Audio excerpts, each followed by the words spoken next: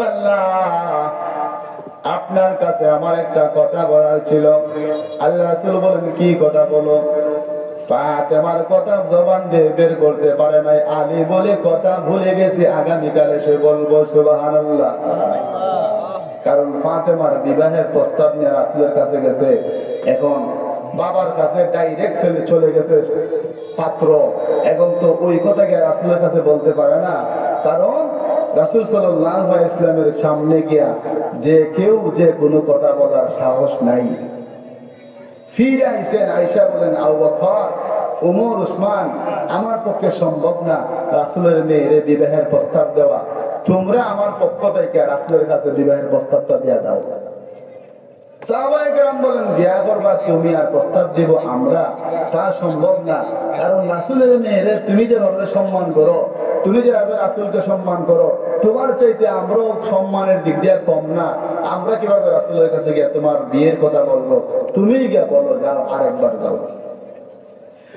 আলী রাদিয়াল্লাহু তাআলা আনহু বিশ্বনবী জনাব মুহাম্মদ রাসূলুল্লাহ সাল্লাল্লাহু আলাইহি ওয়াসাল্লামের কাছে গেলেন। আরেকদিন গিয়ে বলেন, ও আল্লাহর হাবিব, আপনার মেয়ে ফাতেমারে আমি বিবাহ করতে চাই। রাসূল বলেন, আলী, অনেকদিন যাবত আমি আমার মেয়ের জন্য সুপাত্র খুঁজতেছিলাম, ভালো একজন পাত্র খুঁজতেছিলাম। আলী রে, আমার মেয়ে ফাতেমা হলে পর্দাশীল, আমার মেয়ে ফাতেমারে এই পর্যন্ত মদিনার কোন পুরুষে দেখতে পারে নাই।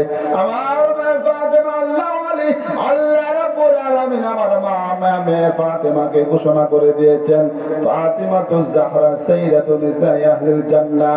আল্লাহ রাব্বুল আলামিন আমার মেয়ে ফাতেমারে দুনিয়ার কিয়ামত পর্যন্ত যত মানুষ মারা যাবে, একদম আদম আলাইহিস সালাতু ওয়াস সালাম থেকে নিয়ে কিয়ামত পর্যন্ত যত নারী মারা যাবে, হাসরের ময়দানে, হাসরের পরে, বিচার হওয়ার পরে চিরস্থায়ী যে সমস্ত জান্নাতীরা মহিলা জান্নাতে চলে যাবে, আল্লাহ রাব্বুল আলামিন আমার মেয়ে ফাতেমারে ওই সমস্ত জান্নাতি নারীদের জন্য সরদার বানায়া দিয়েছে। সুবহানাল্লাহ। এবার রাসূল বলেন, ও আলী, তুমি তো বিবাহের প্রস্তাব দিছো ঠিকই, তোমার মতো আরো অসংখ্য যুবক আমার মেয়ের বিয়ের প্রস্তাব দিছে, এখন তোমার কাছে যদি আমার মেয়ের বিবাহ দিয়া দেই, তাহলে অন্যান্য সাহাবীরা কি বলবে যে, ইয়া রাসূলুল্লাহ, আমরা তো ফাতেমার জন্য বিবাহের প্রস্তাব দিছিলাম, তাহলে আমরা কি দোষ করলাম, আলীরে আপনি দেয়া দিয়েছেন, ঠিক কিনা? কারণ সবাই তো সমান, সবাই তো রাসূলের কাছে সমান সম্মানের অধিকারী। এখন রাসূল সাল্লাল্লাহু আলাইহি ওয়াসাল্লাম বলতেছেন, আলী, তুমি যেহেতু আমার কাছে বিবাহের প্রস্তাব দিছো, আরো অসংখ্য সাহাবায়ে কেরাম বিবাহের প্রস্তাব দিছে, আমার মেয়েকে একটা শর্তে আমি তাদের কাছে বিয়ে দিব। রাসূল কি বললেন? একটা শর্ত দিলেন, যে একটা শর্ত যে আগে পালন করতে পারবে তার কাছে আমার মেয়ে ফাতেমার বিয়ে দিব। বলে সুবহানাল্লাহ। সুবহানাল্লাহ। রাসূল আরবি মুহাম্মদ রাসূলুল্লাহ সাল্লাল্লাহু আলাইহি ওয়াসাল্লাম যে সমস্ত সাহাবায়ে কেরাম ফাতেমাকে বিবাহ করার জন্য প্রস্তাব দিয়েছিলেন, সবাইকে বললেন, তোমরা এদিকে আসো, আমি একটা শর্ত দিব, যেই শর্তটা যে ব্যক্তি, যে সাহাবী সবার আগে পূরণ করবে, আমি আমার মেয়ে ফাতেমাকে তার কাছে তুলে দিব। সাহাবায়ে কেরাম বলে, আল্লাহর হাবিব, কি শর্ত গো? এমন কোন শর্ত দেন, যেমন কোন শর্ত দেন, দুনিয়ার যে কোন শর্ত দেন, ফাতেমার জন্য সেই শর্ত আমরা বাস্তবায়ন করতে রাজি। কারণ ফাতেমার মতো স্ত্রী পাইলে কোন যুবকের আর দুনিয়ার কুস্তা লাগেনি, ফাতেমার মতো নারী পাইলে আর কিছু লাগে? এই জন্য সমস্ত সাহাবী ফাতেমাকে বিয়ে করার জন্য প্রস্তুত। সমস্ত বলতে কয়েকজন সাহাবী ফাতেমারে বিয়ে করার জন্য প্রস্তাব দিলেন। এবার রাসূল সাল্লাল্লাহু আলাইহি ওয়াসাল্লাম বলেন, ও আমার সাহাবীরা, শুনো, আমার মেয়ে ফাতেমারে তার কাছে বিয়ে দিব। এইখানের মধ্যে তোমরা যারা আছো, এইখানের মধ্যে বসা অবস্থায় যে ব্যক্তি সবার আগে প্রথম কোরআন কারীম খতম করতে পারবে, এক পারা থেকে নিয়ে 30 পারা কোরআন শরীফ এখানের মধ্যে আমার সামনে শোনাইতে পারবে, যে ব্যক্তি সবার আগে শোনাইবে, তার কাছে আমার মেয়ে ফাতেমারে বিবাহ দিব। সুবহানাল্লাহ। সুবহানাল্লাহ।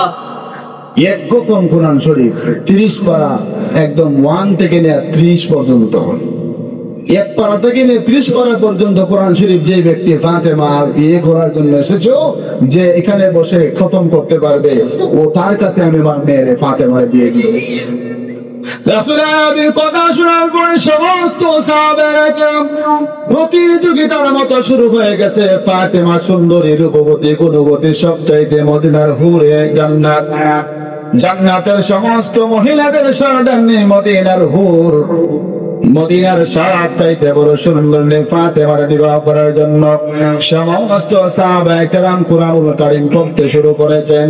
আলী সহ অসংখ্য সাহাবায়ে কেরাম আগে কুরআন খতম করবে আর কে ফাতেমার ভাগ্য জুটবে।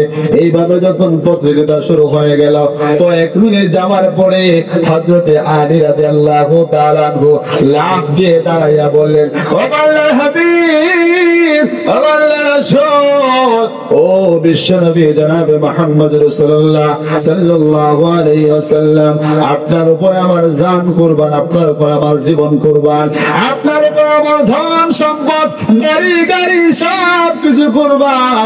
আপনি শর্ত দিয়েছেন যে ব্যক্তি এখানের মধ্যে বসে এক খতম কোরআন আগে খতম করতে পারবে, তার কাছে ফাতেমার বিয়ে দিবেন। ও আল্লাহর রাসূল, আমি এই মাত্র এক খতম কোরআন শরীফ পড়ে ফেলেছি। আল্লাহ রাসূল বলতে খুকিদা এই মাত্র হইলাম 2 মিনিট হইল, এর ভিতরে তুমি এক খতম কোরআন শরীফ পড়ে লাইছো, এটা কেমনে কিতা করলা? হযরত আলী রাদিয়াল্লাহু তাআলা আনহু বলেন, ও আল্লাহর হাবিব, আপনি আরো কয়েক মাস আগে বলেছিলেন, ও আমার উম্মতেরা শোনো, সাহাবায়ে কেরাম শোনো, তোমাদের মধ্যে যে ব্যক্তি সূরা ইখলাস একবার তেলাওয়াত করবে 10 পারা কোরআনের সওয়াব পাবে। সুবহানাল্লাহ। তোমাদের মধ্য থেকে শোনো, যে ব্যক্তি সূরা ইখলাস কুল হুয়াল্লাহু আহাদ আল্লাহুস সামাদ লাম ইয়ালিদ ওয়া লাম ইউলাদ ওয়া লাম ইয়াকুল লাহু কুফুয়ান আহাদ, যে ব্যক্তি কুরআনুল কারীমের সূরা ইখলাস কুল হুয়াল্লাহু একবার পড়বে, তার আমলনামার মধ্যে 10 পারা কোরআন শরীফের সওয়াব দেওয়া হবে। যে ব্যক্তি 2 বার পড়বে, তার আমলনামায় 20 পারা কোরআনের সওয়াব দেওয়া হবে। যে ব্যক্তি 3 বার পড়বে, তার আমলনামায় 30 পারা কোরআনের সওয়াব দেওয়া হবে। ও আল্লাহর হাবিব, আপনি বলেছেন যে ব্যক্তি এখানে বসে এক খতম কোরআন পড়তে পারবে, যাই আগে পড়তে পারবে, তার কাছে দিয়ে দিবেন। আমি আপনার কথা অনুযায়ী সূরা ইখলাস একবার পড়ে ফেলেছি, 3 বার পড়ে ফেলেছি। এই জন্য রাসূল আপনার কথা অনুযায়ী আমার এক খতম কোরআন খতম হয়ে গেছে, আমাকে ফাতেমার সাথে বিবাহ পড়ায় দেন। রাসূল বলে গেলেন চিন্তার মধ্যে, টেনশনের মধ্যে। রাসূল ভাবতেছেন হয়তো আমি তো সেই কথাই বলেছিলাম, যে ব্যক্তি একবার খুব সূরা ইখলাস পড়লে 1 পারা না 10 পারা কোরআনের সওয়াব হবে, 3 বার পড়লে 30 পারা কোরআনের সওয়াব হবে। আল্লাহ রাসূল যখন চিন্তা করতেছেন, আল্লাহ রাব্বুল আলামিন হযরত জিবরাইলকে পাঠালেন, ও জিবরাইল, যাও আমার হাবিবের কাছে যাও, আমার বন্ধুর কাছে গিয়া বলো আমি আল্লাহ তাআলা হযরত আলীর পছন্দ করে ফেলেছি। আমি আল্লাহ তাআলা আলী যে 3 বার সূরা ইখলাস তেলাওয়াত করেছে, আমি আল্লাহ তাআলা তার আমলনামায় এক খতম কোরআন পড়ার সওয়াব লিখে দিয়েছি। ইসলাম নারীদেরকে সবচাইতে বড় সম্মান দিয়েছে। পৃথিবীতে যত ধর্ম আছে, সব ধর্মের চাইতে ইসলাম হইল শ্রেষ্ঠ, সেরা ধর্ম, ঠিক কিনা? ইসলাম শ্রেষ্ঠ ধর্ম হওয়ার সাথে সাথে নারীদেরকে সবচাইতে বড় সম্মান দিয়েছে। আল্লাহ বলতে পারতেন, রাসূল বলতে পারতেন পুরুষের পায়ের নিচে তোমার জান্নাত, না বলে আল্লাহ রাসূল বলেছেন মায়ের পায়ের নিচে সন্তানের জান্নাত। সুবহানাল্লাহ। যে মহিলা জাতির পায়ের নিচে জান্নাত আমাদের জন্য নির্ধারিত, সেই মহিলা জাতি সম্মানী না অসম্মানী? সম্মানী, কিছু সম্মানী, মহা সম্মানী। তাদের সম্মানের কাছে আর কোন সম্মান আসতে পারে না। বিশ্বনবী সাল্লাল্লাহু আলাইহি ওয়াসাল্লাম যখন দ্বীন প্রচার করলেন, ইসলামের আগমন ঘটালেন, এর আগে আইয়ামে জাহিলিয়াতের যুগ ছিল। আইয়ামে জাহিলিয়াতের যুগ ছিল। কি যুগ ছিল?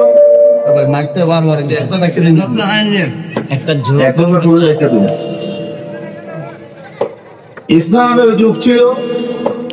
ইসলামের যুগের আগে আইয়ামে জাহিলিয়াতের যুগ ছিল। নারীদেরকে তারা পণ্য হিসেবে ব্যবহার করতে পারি। নাউজুবিল্লাহ। আমরা এখন যেভাবে বাজারের মধ্যে মাছ বিক্রি করি, সবজি বিক্রি করি, আলু, পটল, টমেটো বিক্রি করি, ওই সময় নারীদেরকে বাজারের মধ্যে বিক্রি করা হইতো। কার কোনটা পছন্দ, কার কোন নারী বেশি সুন্দর, কার ফিগার ভালো লাগছে, কার রূপ ভালো লাগছে, কার সৌন্দর্য ভালো লাগছে, এই পরিমাণে তাদের দাম নির্ধারিত হইতো। তাইলে বলেন তো, এটা কিন্তু রাসূল দুনিয়াতে আগমন করার পূর্বে, আগে সুন্দরী সুন্দরী মেয়েদেরকে, যুবতীদেরকে, নারীদেরকে তারা বাজারের মধ্যে নিয়ে তুলতো আর ডাক দিত। যেভাবে নিলাম হয়, নিলামের মধ্যে ডাকতো, আর ওই নিলামের মধ্যে দেখে দেখে মানুষেরা দাম নির্ধারণ করে তাদেরকে নিয়ে দাসী বানাইয়া তাদের সাথে খারাপ কাজ করতো। রাসূল সাল্লাল্লাহু আলাইহি ওয়াসাল্লাম যখন দুনিয়াতে আগমন করলেন, নারীদের সুখের জন্য, শান্তির জন্য বার্তা দিলেন যে নারীরা হলো মায়ের জাতি, নারীদেরকে এভাবে পণ্য হিসেবে বিক্রি করা যাবে না। তাদের পায়ের নিচে আমাদের জান্নাত, তাদের স্থান হলো আমাদের মাথার উপরে। সুবহানাল্লাহ।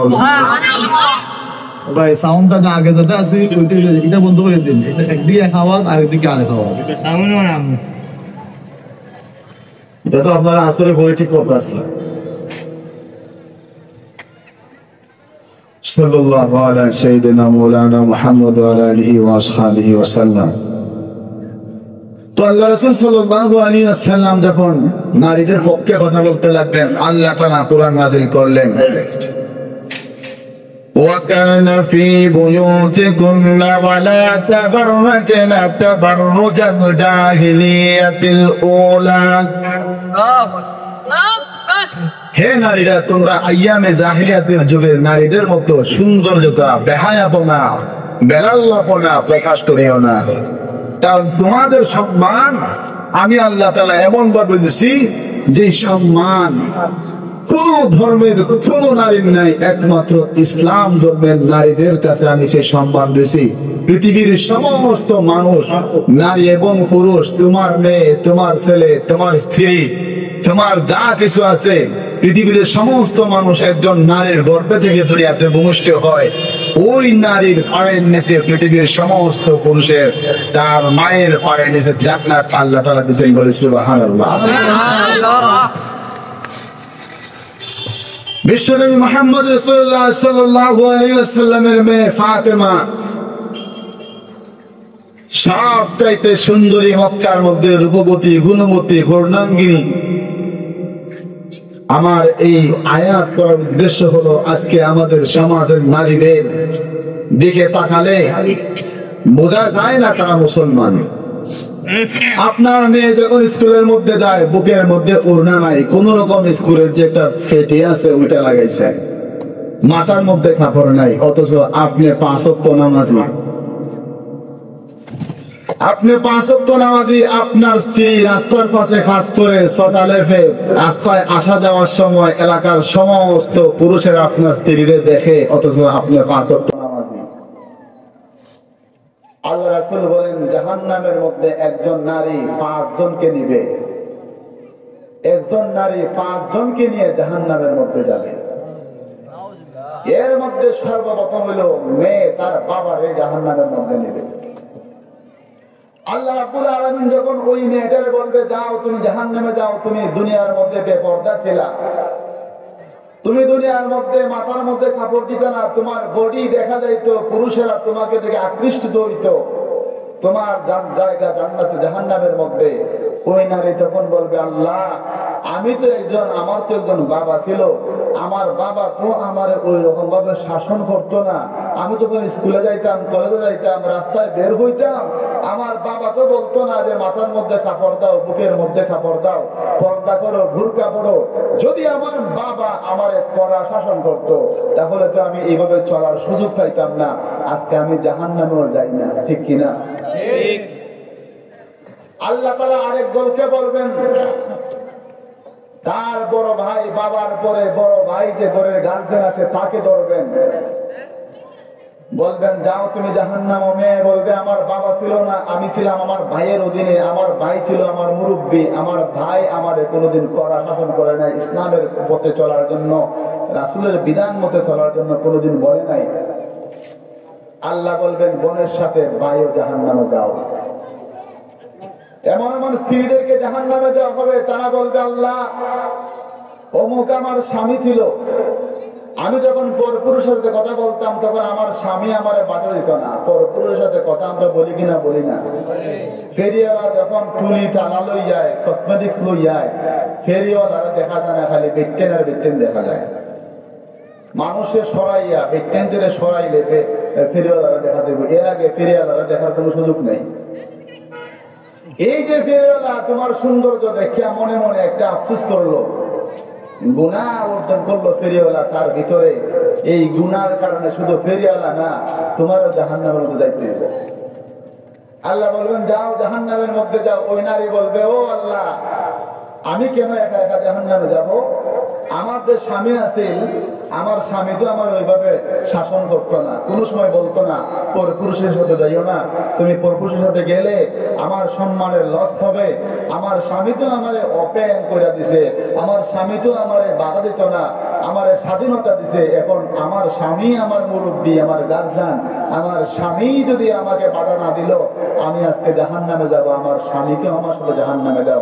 আল্লাহ তাআলা স্বামী আর স্ত্রীরে রশি দিয়ে বাঁধিয়া আজরাইলকে বলবেন, ফেরেশতাদেরকে বলবেন যাও এই দিওটারে জাহান্নামের মধ্যে ফেলে দাও। নাউজুবিল্লাহ।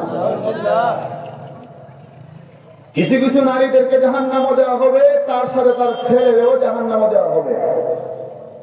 ছেলে বলবে, মা বলবে আল্লাহ আমার স্বামীও ছিল না, বড় ভাইও ছিল না, আমার ঘরের মধ্যে উপযুক্ত একটা ছেলে ছিল, যুবক ছেলে, ওই ছেলে তো আমার বাধা দিত না। এখন আপনারা বলবেন মা রে আমি ছেলে হইয়া কিভাবে শিখাই? কুরআন হাদিসের কথা, ইসলামের কথা ছোট বড় রে বলতে পারে, বড় ছোট রে বলতে পারে, তার মধ্যে কোনো পার্থক্য নাই। এই জন্য বলা হয়েছে আমার পক্ষ থেকে একটা বাক্য হলে তোমরা পৌঁছায় দাও।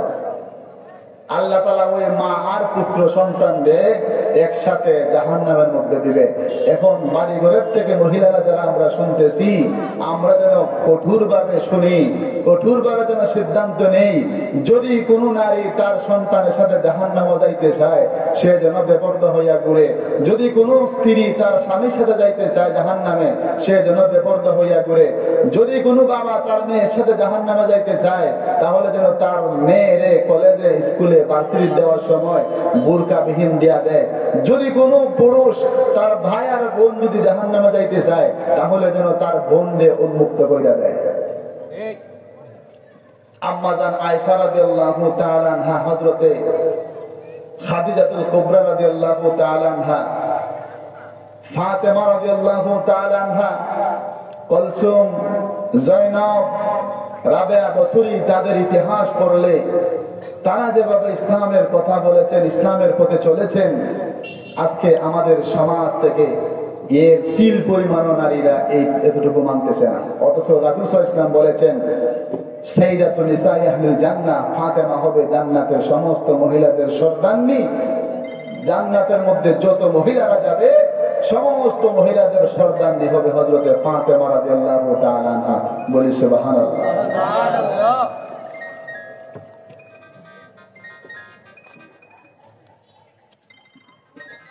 তো ফাতেমা রাদিয়াল্লাহু তাআলা আনহার চরিত্র যদি কোনো মহিলা তার মধ্যে গঠন করতে পারে, তার চরিত্র ধারণ করতে পারে, ওই মহিলাই জান্নাতের মধ্যে যাবে।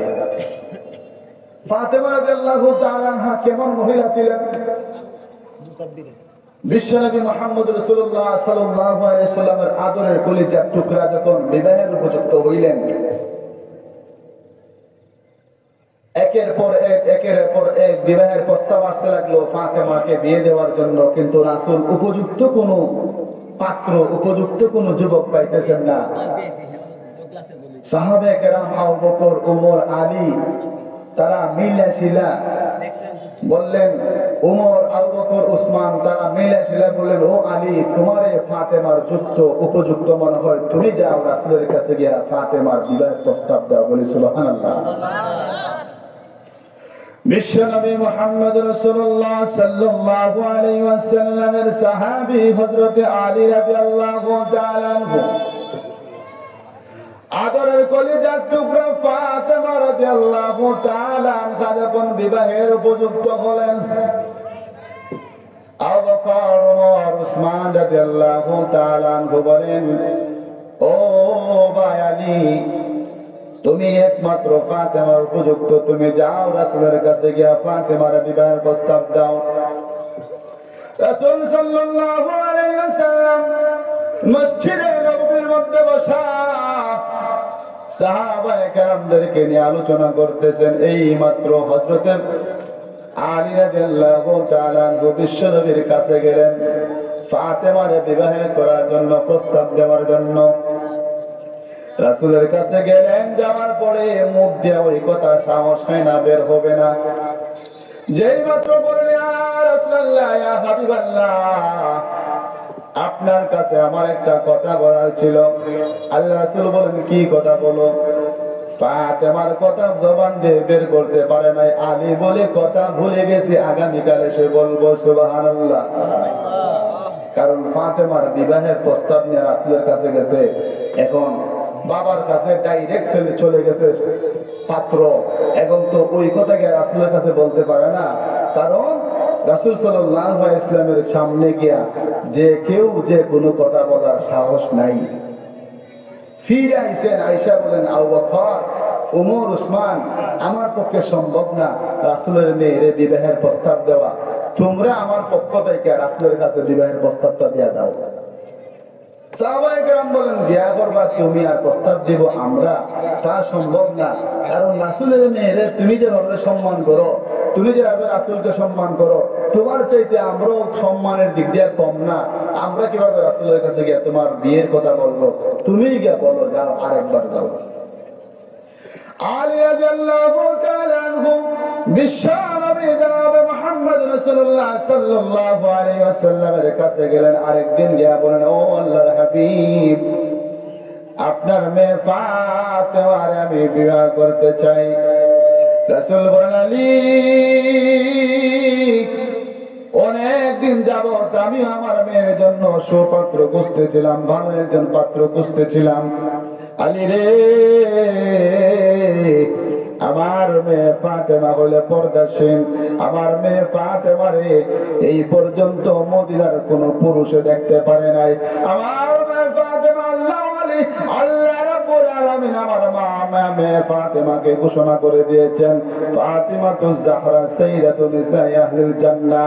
আল্লাহ রাব্বুল আলামিন আমার মেয়ে ফাতেমারে দুনিয়ার কিয়ামত পর্যন্ত যত মানুষ মারা যাবে, একদম আদম আলাইহিস সালাতু ওয়াস সালাম থেকে নিয়ে কিয়ামত পর্যন্ত যত নারী মারা যাবে, হাসরের ময়দানে, হাসরের পরে, বিচার হওয়ার পরে চিরস্থায়ী যেই সমস্ত জান্নাতীরা মহিলা জান্নাতে চলে যাবে, আল্লাহ রাব্বুল আলামিন আমার মেয়ে ফাতেমারে ওই সমস্ত জান্নাতি নারীদের জন্য সরদার বানায়া দিয়েছে। সুবহানাল্লাহ।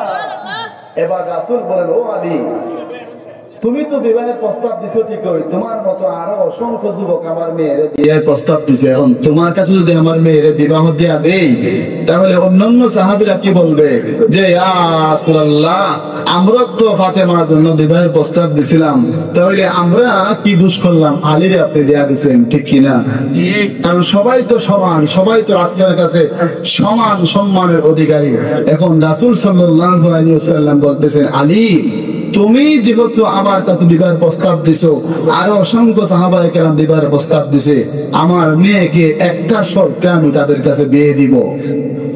রাসূল কি বললেন? একটা শর্ত দিলেন, যে একটা শর্ত যে আগে পালন করতে পারবে তার কাছে আমার মেয়ে ফাতেমার বিয়ে দিব। বলি সুবহানাল্লাহ। রাসূল আরবি মুহাম্মদ রাসূলুল্লাহ সাল্লাল্লাহু আলাইহি ওয়াসাল্লাম যে সমস্ত সাহাবায়ে কেরাম ফাতেমাকে বিবাহ করার জন্য প্রস্তাব দিয়েছিলেন, সবাইকে বললেন তোমরা এদিকে আসো, আমি একটা শর্ত দিব, যেই শর্তটা যে ব্যক্তি যে সাহাবী সবার আগে পূরণ করবে আমি আমার মেয়ে ফাতেমাকে তার কাছে তুলে দিব। সাহাবায়ে কেরাম বলে আল্লাহর হাবিব কি শর্ত গো? এমন কোন শর্ত দেন, যেমন কোন শর্ত দেন, দুনিয়ার যে কোন শর্ত দেন, ফাতেমার জন্য সেই শর্ত আমরা বাস্তবায়ন করতে রাজি। কারণ ফাতেমার মতো স্ত্রী পাইলে কোন যুবকের আর দুনিয়ার তুস্তা লাগেনি, ফাতেমার মতো নারী পাইলে আর কিছু লাগে। এই জন্য সমস্ত সাহাবী ফাতেমাকে বিয়ে করার জন্য প্রস্তুত। সমস্ত বলতে কয়েকজন সাহাবী ফাতেমারে বিয়ে করার জন্য প্রস্তাব দিলেন।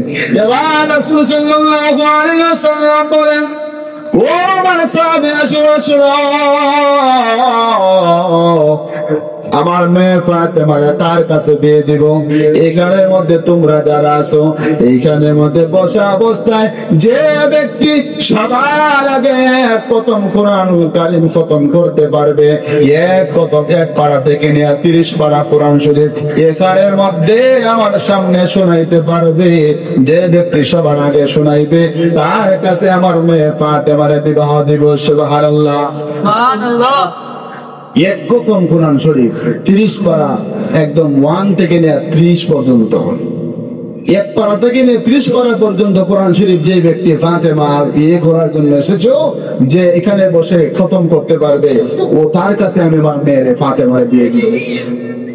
রাসূলের আরবির কথা শোনার পরে সমস্ত সাহাবায়ে কেরাম প্রতিযোগিতার মতো শুরু হয়ে গেছে। ফাতেমা সুন্দরী, রূপবতী, গুণবতী, সবচাইতে মদিনার হুরে জান্নাত, জান্নাতের সমস্ত মহিলাদের সর্দারনি মদিনার হুর, মদিনার সবচাইতে বড় সুন্দরী ফাতেমার বিবাহ করার জন্য সমস্ত সাহাবায়ে কেরাম কোরআনুল কারীম পড়তে শুরু করেছেন। আলী সহ অসংখ্য সাহাবায়ে কেরাম এ আগে কোরআন খতম করবে আর কে ফাতেমার ভাগ্য জুটবে। এইভাবে যখন প্রতিযোগিতা শুরু হয়ে গেল, কয়েক মিনিট যাওয়ার পরে হযরতে আলী রাদিয়াল্লাহু তাআলা আনহু লাফ দিয়ে দাঁড়াইয়া বললেন, ও আল্লাহর হাবিব, ও আল্লাহর রাসূল, ও বিশ্বনবী জনাবে মুহাম্মদ রাসূলুল্লাহ সাল্লাল্লাহু আলাইহি ওয়াসাল্লাম, আপনার উপর আমার জান কুরবান, আপনার উপর আমার জীবন কুরবান, আপনার উপর আমার ধন সম্পদ, গাড়ি গাড়ি সব কিছু কুরবান। আপনি শর্ত দিয়েছেন যে ব্যক্তি এখানের মধ্যে বসে এক খতম কোরআন আগে খতম করতে পারবে তার কাছে ফাতেমার বিয়ে দিবেন। ও আল্লাহর রাসূল, আমি এই মাত্র এক খতম কোরআন শরীফ পড়ে ফেলেছি। সুবহানাল্লাহ। আল্লাহ রাসূল বলতে খুকিদা এই মাত্র কইলাম 2 মিনিট হইল, এর ভিতরে তুমি এক খতম কোরআন শরীফ পড়ে লাইছো, এটা কেমনে কিতা করলা? হযরত আলী রাদিয়াল্লাহু তাআলা আনহু বলেন, ও আল্লাহর হাবিব, আপনি আরো কয়েক মাস আগে বলেছিলেন, ও আমার উম্মতেরা শোনো, সাহাবায়ে কেরাম শোনো, তোমাদের মধ্যে যে ব্যক্তি সূরা ইখলাস একবার তেলাওয়াত করবে 10 পারা কোরআনের সওয়াব পাবে। সুবহানাল্লাহ। তোমাদের মধ্য থেকে শোনো, যে ব্যক্তি সূরা ইখলাস কুল হুয়াল্লাহু আহাদ আল্লাহুস সামাদ লাম ইয়ালিদ ওয়া লাম ইউলাদ ওয়া লাম ইয়াকুল লাহু কুফুয়ান আহাদ, যে ব্যক্তি কুরআনুল কারীমের সূরা ইখলাস কুল হুয়াল্লাহু একবার পড়বে তার আমলনামার মধ্যে 10 পারা কোরআন শরীফের সওয়াব দেওয়া হবে। যে ব্যক্তি 2 বার পড়বে তার আমলনামায় 20 পারা কোরআনের সওয়াব দিয়ে দেওয়া হবে। যে ব্যক্তি 3 বার পড়বে তার আমলনামায় 30 পারা কোরআনের সওয়াব দিয়ে দেওয়া হবে। ও আল্লাহর হাবিব, আপনি বলেছেন যে ব্যক্তি এখানে বসে এক খতম কোরআন পড়তে পারবে, যাই আগে পড়তে পারবে তার কাছে দিয়ে দিবেন। আমি আপনার কথা অনুযায়ী সূরা ইখলাস একবার পড়ে ফেলেছি, 3 বার পড়ে ফেলেছি। এই জন্য রাসূল আপনার কথা অনুযায়ী আমার এক খতম কোরআন খতম হয়ে গেছে, আমাকে ফাতেমার সাথে বিবাহ পড়ায় দেন। রাসূল বলে গেলেন চিন্তার মধ্যে, টেনশনের মধ্যে। রাসূল ভাবতেছেন হয়তো আমি তো সেই কথাই বলেছিলাম যে ব্যক্তি একবার খুব সূরা ইখলাস পড়লে এক পারা না 10 পারা কোরআনের সওয়াব হবে, 3 বার পড়লে 30 পারা কোরআনের সওয়াব হবে। আল্লাহ রাসূল যখন চিন্তা করতেছেন, আল্লাহ রাব্বুল আলামিন হযরত জিবরাইলকে পাঠালেন, ও জিবরাইল যাও আমার হাবিবের কাছে যাও, আমার বন্ধুর কাছে গিয়া বলো আমি আল্লাহ তাআলা হযরত আলীর পছন্দ করে ফেলেছি। আমি আল্লাহ তাআলা আলী যে 3 বার সূরা ইখলাস তেলাওয়াত করেছে, আমি আল্লাহ তাআলা তার আমলনামায় খতম কোরআন পড়ার সওয়াব লিখে দিয়েছি। হযরত আলী রাদিয়াল্লাহু তাআলা আনহুর কথা অনুযায়ী, রাসূলের কথা অনুযায়ী হযরত আলী রাদিয়াল্লাহু তাআলা আনহুর সাথে ফাতেমার বিবাহ হলেন। সুবহানাল্লাহ। এখন ফাতেমা কেমন রমণী ছিলেন?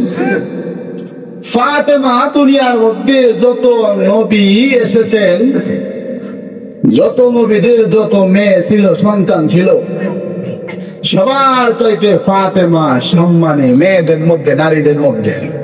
কারণ আদম আলাইহিস সালামের যুগে নারী আসিল কিনা? আসিল না? আসিল। ঈসা আলাইহিস সালামের যুগে ছিল কিনা? ছিল না? ছিল।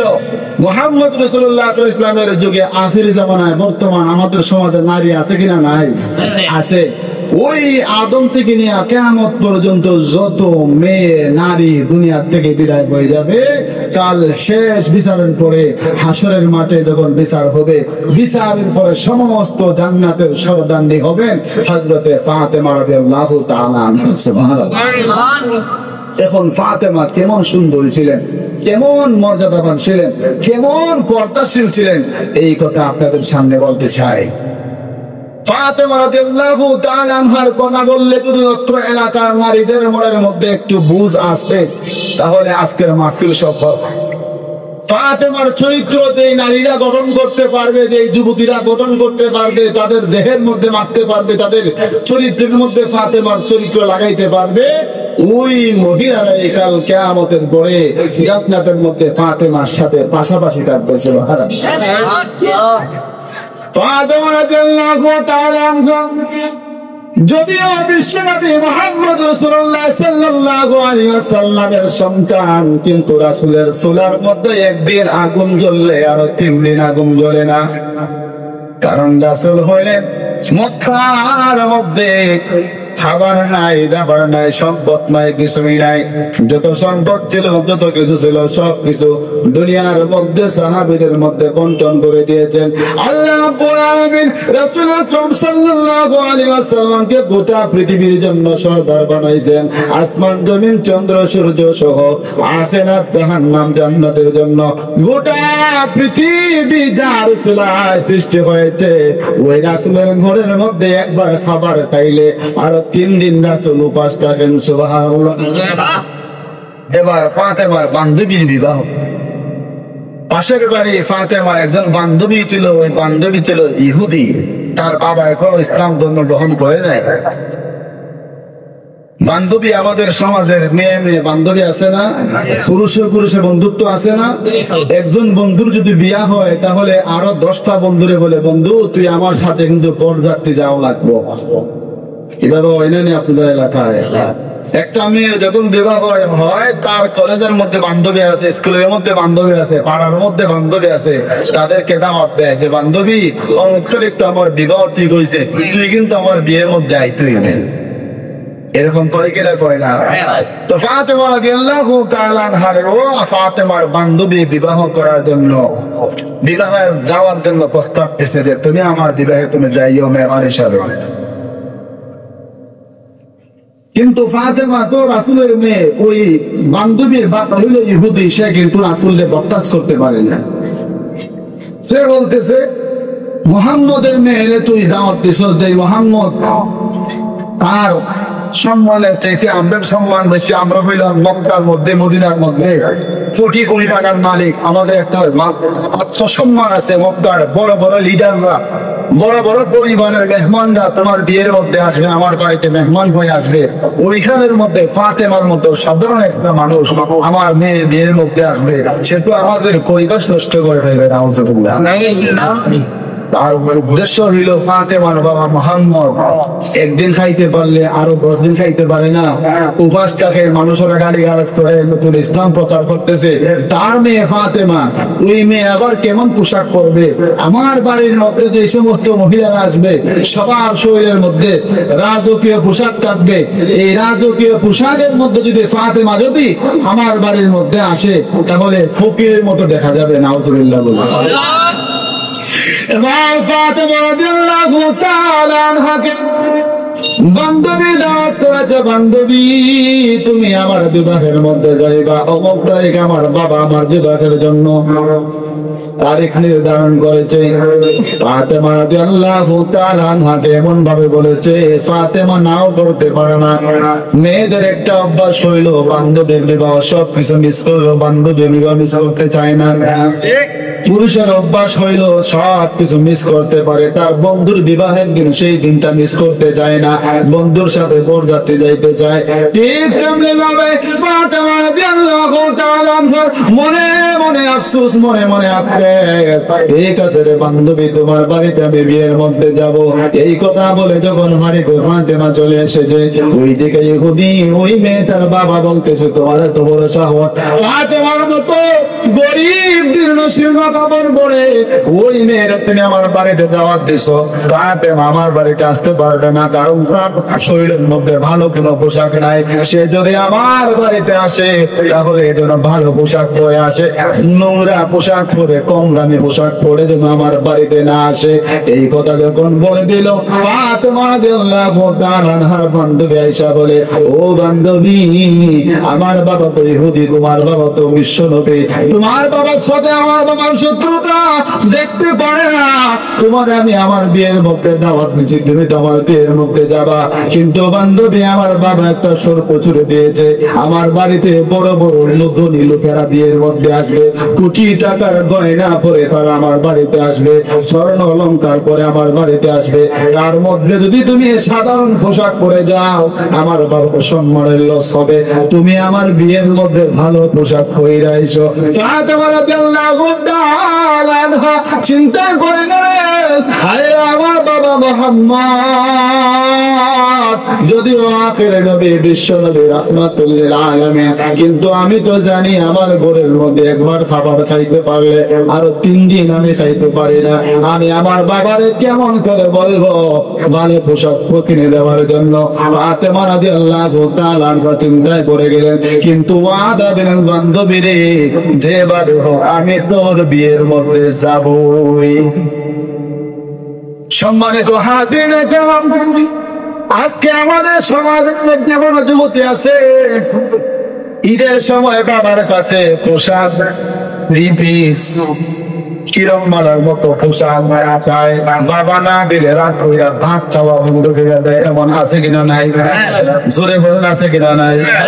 এমনও মহিলারা আছে, এমনও মেয়েরা আছে, এমনও মহিলারা আছে ঈদের সময় স্বামী যদি তার ভালো একটা পোশাক কিনা না দেয় তাহলে স্বামীর সাথে 1 সপ্তাহ পর্যন্ত কথা বন্ধ করে দেয়। এমন মেয়েরা আছে, দেখেছি খবরের মধ্যে দেখা যায়, নিউজের মধ্যে দেখা যায়, বাবা তারে ভালো পোশাক পরে দিতে পারে নাই, কিনে দিতে পারে নাই, এই জন্য গলার মধ্যে ফাঁস লাগাইয়া মারা গেছে।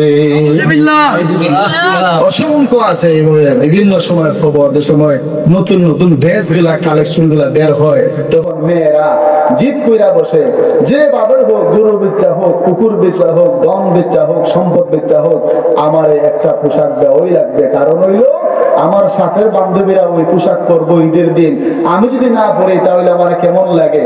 বাবার সামর্থ্য নাই, দিতে পারে না, দিন মজুর মানুষ।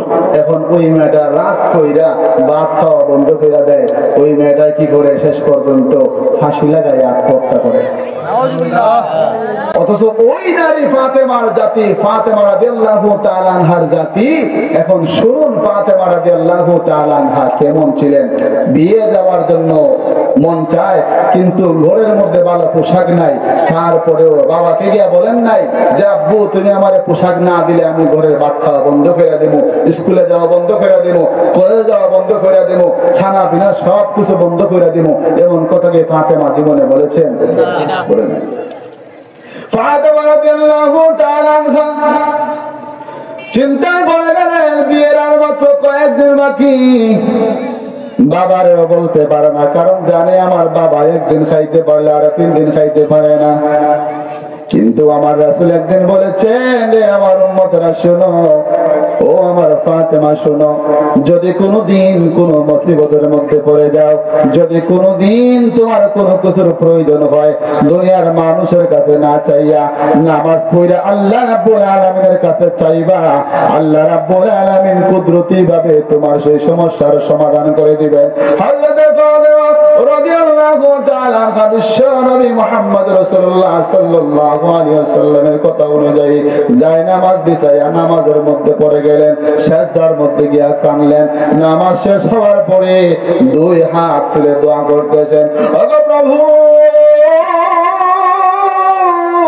দুনিয়ার সব চাইতে বড় নবী, বিশ্ব নবী রাহমাতুল লিল আলামিনের মেয়ে বানাইছো আমারে, কিন্তু আমার বাবা একদিন খাইতে পারলে 3 দিন খাইতে পারে না। আমার বাবা ধনী না, আমার বাবা হইল গরিব, যদিও গোটা পৃথিবীর জন্য রাহমাতুল লিল আলামিন, কিন্তু আমার বাবার তো সমর্থন নাই। আমার বাবার সমর্থন নাই, কিভাবে আমার বাবার কাছে পোশাকের কথা বলি? আল্লাহ মেহেরবানি করে আপনি আমার একটা পোশাকের ব্যবস্থা করে দেন। আল্লাহ রাব্বুল আলামিন জিবরাইলকে বললেন, জিবরাইল, যেই ফাতেমারে আমি সাইয়্যিদাতুন নিসায়ে আহলিল জান্নাহ বলেছি, যেই ফাতেমারে আমি মহিলাদের সমস্ত জান্নাতের সমস্ত মহিলাদের সর্দারনী হিসাবে ঘোষণা করেছি, ওই মেয়ে ফাতেমা, আমার কলিজার টুকরা আমার ফাতেমা বিয়ের মধ্যে যাবে, নতুন পোশাক নাই। ও জিবরাইল, তাড়াতাড়ি যাও রে, যাও, জান্নাতের মধ্যে যাও, সবচাইতে সুন্দর পোশাকটা, জান্নাতের সবচাইতে সুন্দর পোশাকটা বাঁচিয়া বাঁচিয়া আমার ফাতেমারে দুনিয়ার জমিনে দিয়ে আসো। ফাতেমা রাদিয়াল্লাহু তাআলা আনহা যখন নামাজ পড়াইয়া নামাজ শেষ কইরা মুনাজাত কইরা শেষ কইরা উঠলেন, এমনি দেখেন ঘরের মধ্যে ওনার পাশে সুন্দর একটা প্যাকেট করা সুন্দর একটা জামা কে যেন রেখে দিয়ে গেছে। ফাতেমা রাদিয়াল্লাহু তাআলা আনহা ওই জামাটার হাতের মধ্যে নিয়া রাসূলের কাছে গেলেন, ও গো আব্বু, তুমি কেমনে গো বুঝতে পারলা, কেমনে গো জানলা আমার বান্ধবীর বিবাহে যাব, আমার পোশাক নাই, কাপড় নাই, সুন্দর ড্রেস নাই, আমি তো আব্বু তোমারে কোনোদিন বলি নাই, তুমি কি করে জানলা? হযরত মুহাম্মদ রাসূলুল্লাহ বলেন, ও ফাতেমা, আমার তো জানার কোনো কুদরত নাই, আল্লাহ রাব্বুল আলামিন আমারে জানায় দিয়েছে। ও আমার বন্ধু, আমার হাবিব ফাতেমা রাদিয়াল্লাহু তাআলা আনহা আমার কাছে জান্নাতি পোশাক চাই নাই, আমার কাছে অলংকার চাই নাই, ধৈর্য ধারণ করে নামাজের মাধ্যমে আমার কাছে চাইছে, এই জন্য আমি আল্লাহ রাব্বুল আলামিন জান্নাত থেকে সবচাইতে সুন্দর পোশাকটা এনে আমি ফাতেমার উপহার দিয়ে দিলাম। এবার ফাতেমা ওই পোশাক লাগাইয়া বান্ধবীর বিয়ার মধ্যে গেছে। যাওয়ার পরে বান্ধবীর বিয়ার মধ্যে যাওয়ার পরে যত মহিলারা আছিল, বড় বড় কোটি কোটি টাকার মালিক, হেরার সব আকর্ষণ ফাতেমার দিকে। সুবহানাল্লাহ।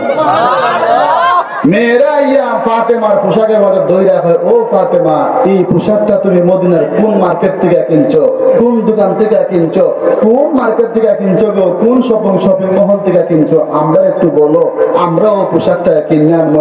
ফাতেমা রাদিয়াল্লাহু তাআলা আনহা বলেন, ও আমার বান্ধবীরা শুনো, ওই পোশাক দুনিয়ার কোন মার্কেটের পোশাক নয়, মদিনার কোন মার্কেটের পোশাক নয়, মক্কা মদিনার কোন শপিং মহলের পোশাক নয়, আমি আল্লাহ রাব্বুল আলামিনের কাছে চাইছি, আল্লাহ তাআলা জান্নাত থেকে এই পোশাকটা আমার উপহার পাঠাইছে। সুবহানাল্লাহ। এখন ফাতেমা রাদিয়াল্লাহু তাআলা আনহা জান্নাত থেকে পোশাক পাইছেন, আমরা ওই ফাতেমার বংশধর, আমরা ওই ফাতেমার বাবা হযরত মুহাম্মদ রাসূলুল্লাহ সাল্লাল্লাহু আলাইহি ওয়াসাল্লামের উম্মত। আমরা যদি রাসূলের সাল্লাল্লাহু আলাইহি ওয়াসাল্লামের বিধিবিধান মেনে, আল্লাহর রাসূলের বিধিবিধান মেনে আল্লাহর কাছে চাইতে পারি, তাহলে আল্লাহ তাআলা আমাদেরকেও যে কোনো মুসিবত থেকে উদ্ধার করতে পারবেন না? পারবেন না?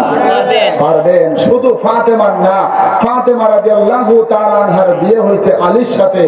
আলী রাদিয়াল্লাহু তাআলা আনহার 2টা সন্তান ছিল। 2টা সন্তানের নাম কে কে জানি বলে দেখি? হাসান এবং হুসাইন।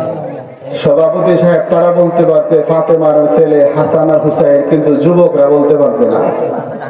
যদি যুবকরে একজন বলছে আচ্ছা ঠিক আছে, যদি যুবকরা জিগায় যে ক্রিকেট খেলার মধ্যে বাংলাদেশ টিমের নাম কি, ফুটবলের জিগায় যে ফিফা, এরপরে ফুটবল কোন সালে প্রতিষ্ঠিত হয়েছিল, কোন সালে কে কতটা গোল দিয়েছিল, তার নাম দইরা ধরে একদম অক্ষর অক্ষরে সব বলে দিতে পারবে, কিন্তু ইসলামিক জ্ঞানের বেলায় খুব দুর্বল। এই ইসলামী জ্ঞানের বেলায় দুর্বল হওয়ার কারণ হইল আমাদের পরিবারের মধ্যে ইসলামী শিক্ষার অভাব। আমরা হুজুর আমার মেয়েটা আমার ছেলেটা প্রাইভেট পড়তে পড়তে শেষ, মসজিদে যাওয়ার সময় নাই, কুরআন শরীফ পড়ার সময় নাই। ও ভাই, দুনিয়াতে আপনার ছেলেরে মাস্টার বানান, এমপি বানান, যত বড়ই চাকরিজীবী বানান না কেন, কিন্তু কোরআনুল কারীম যদি আপনার সন্তান না শিখে, তাহলে মরার সময় কালেমা নসিব নাও হতে পারে, বেঈমান হয়ে মারা যাইতে পারে।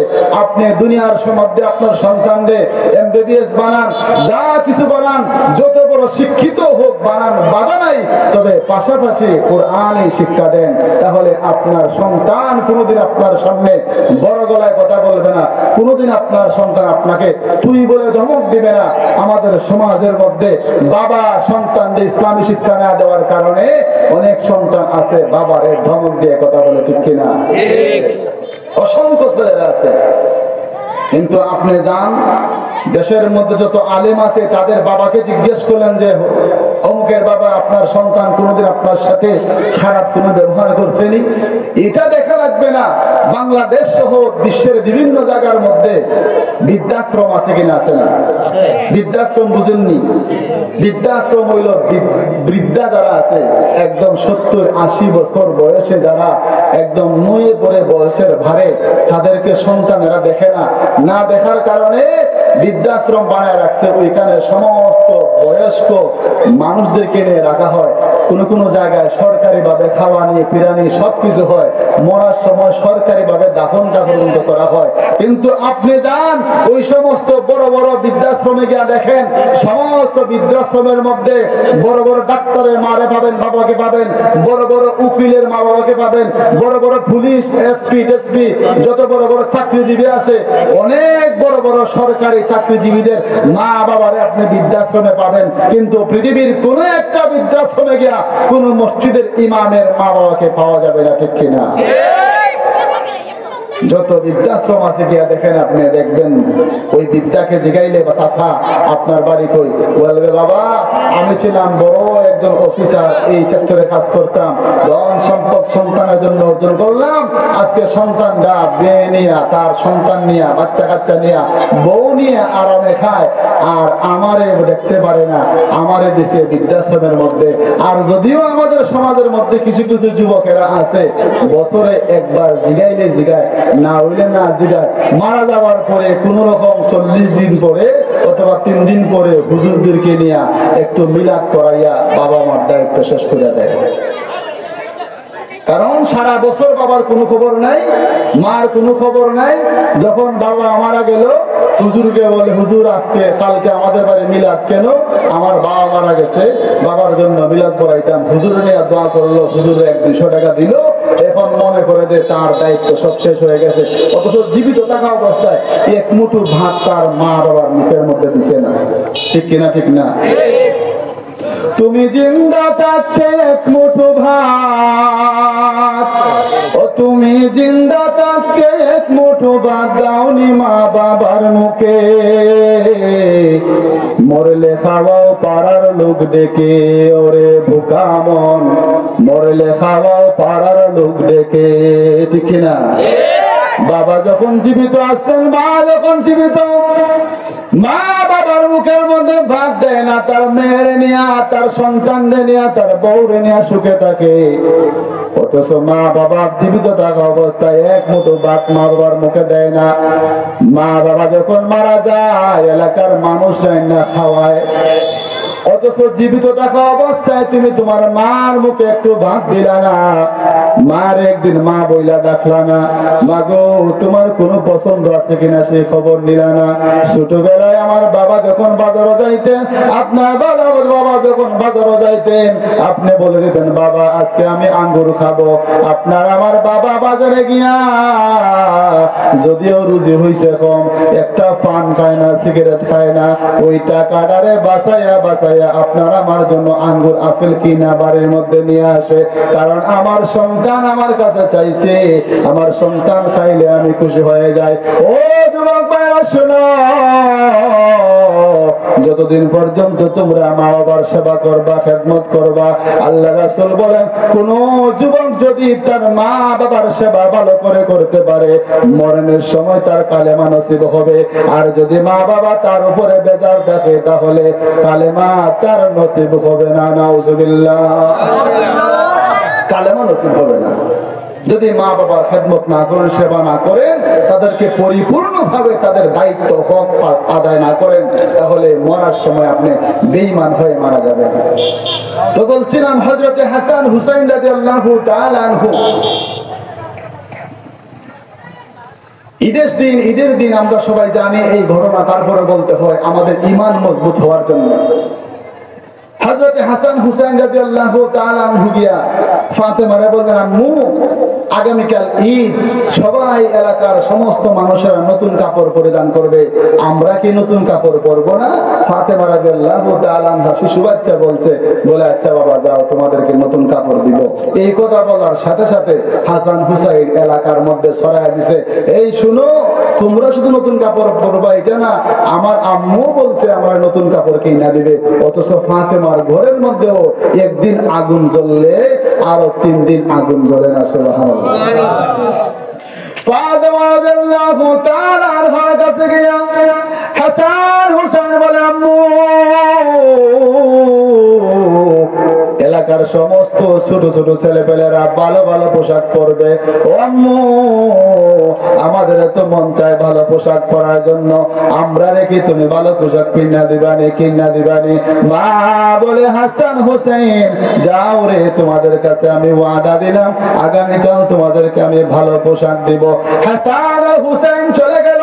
এদিকে ফাতেমা রাদিয়াল্লাহু তাআলা আনহা চিন্তায় পড়ে গেলেন, সন্তানদেরকে তো আমি বলেছি নতুন কাপড় কিনা দিব, কিন্তু আমার স্বামী তো সেই রকম রোজগার নাই, আমার স্বামী তো আমার ঘরের মধ্যে অভাব অনটন দূর হয় না, একবার খেতে পারলে আরো 3 বার উপাস থাকে, আমার সন্তানদেরকে আমি কাপড় কিভাবে কিনে দেব? ফাতেমা রাদিয়াল্লাহু তাআলা আনহা চিন্তায় পড়ে গেলেন, টেনশনের মধ্যে পড়ে গেলেন। বাবার কথা মনে হয়ে গেছে, আব্বু বলেছেন যদি তুমি কোনো কিছু চাও, তোমার কোনো কিছু চাওয়ার থাকে, নামাজের মাধ্যমে আল্লাহর কাছে চাও। ফাতেমা রাদিয়াল্লাহু তাআলা আনহা যায় নামাজ বিছাইয়া আল্লাহ রাব্বুল আলামিনের কাছে চাইতে শুরু করলেন, ও আল্লাহ আগামীকাল ঈদের দিন সবাই নতুন কাপড় পরবে, আমার সন্তান হাসান আর হুসাইনকে আমি বলেছি নতুন কাপড় দিব, কিন্তু সেই টাকা আমার ঘরের মধ্যে নাই। ও আল্লাহ আপনি রহমান, আপনি রাহিম, আপনি দুঃখিনীর দুঃখ বুঝেন, আপনি মুসিবত থেকে মানুষকে হেফাজত করেন, আল্লাহ আপনি সব কিছুর মালিক, সব কিছু সমাধান করতে পারেন, মেহেরবানি করে সেই ব্যবস্থা করে দেন। আল্লাহ রাব্বুল আলামিন হযরতে জিবরাইলকে বলেন, জিবরাইল যাও রে যাও, আমি আল্লাহ তাআলা যে হাসান আর হুসাইনকে ঘোষণা করেছি জান্নাতের সমস্ত যুবকদের সর্দার, ওই হাসান আর হুসাইনের শরীরের মধ্যে ভালো কাপড় থাকবে না, সেটা আমি বরদাস্ত করতে পারবো না। ও জিবরাইল যাও রে যাও, জান্নাত থেকে বাসিয়া বাসিয়া সুন্দর সুন্দর করে 2টা পোশাক আমার হাসান হুসাইনকে উপহার দিয়ে আসো। আরো জোরে বলি সুবহানাল্লাহ। হাসান আর হুসাইন খেলাধুলা করে বাড়ির মধ্যে ঘরের মধ্যে ঢুকছেন, ঘরের মধ্যে ঢুকবেন এমন অবস্থায় দেখেন গেটের সামনে একজন মানুষ পাগড়িওয়ালা জুব্বাওয়ালা দাঁড়ায় রয়েছে, হাতের মধ্যে একটা ব্যাগ। হাসান হুসাইন বলে, ও চাচা জান আপনি কোথা থেকে এসেছেন, কার জন্য এসেছেন, কেন এসেছেন? ওই লোকটা বলে, তোমার মা আমার কাছে তোমাদের জন্য 2টা পোশাক বানানো দিছিল। সুবহানাল্লাহ। বলে ও তোমার নাম হাসান আর তার নাম হুসাইন? বলে জি আমার নাম হাসান আর হুসাইন। বলে আল্লাহর বান্দা আমি, আমার কাছে তোমার মা দুইটা পোশাক বানানোর জন্য দিয়েছিল, নিয়ে ওরে তোমরা এই পোশাক নিয়ে যাও। হাসান আর হুসাইন খুশি হইয়া মার কাছে নিয়ে গেল। মা তো আশ্চর্য হয়ে গেল, আমি তো কারো কাছে বানানোর জন্য দেই নাই, কোনো টেইলারের কাছে আমি যাই নাই, তাহলে পোশাক কোথা থেকে আসলো? নিয়ে গেলেন রাসূলের দরবারে। আব্বু, একজন মানুষ আমার সন্তানের কাছে একটা পোশাক দেয়া দিছে। আল্লাহ রাসূল বলেন, ও ফাতেমা, তোমার হাসান হুসাইন তোমার কাছে দুইটা পোশাক চাইছে, এই পোশাক দেওয়ার জন্য তুমি বলেছো, ওয়াদা করেছিলা।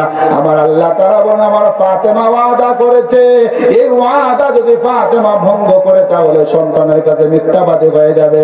এই জন্য তোমার ওয়াদাটারে রক্ষা করার জন্য তোমার সম্মানে, হাসান হুসাইনের সম্মানে আল্লাহ রাব্বুল আলামিন জান্নাত থেকে সবচাইতে সুন্দর দুইটা পোশাক পাঠায় দিছে।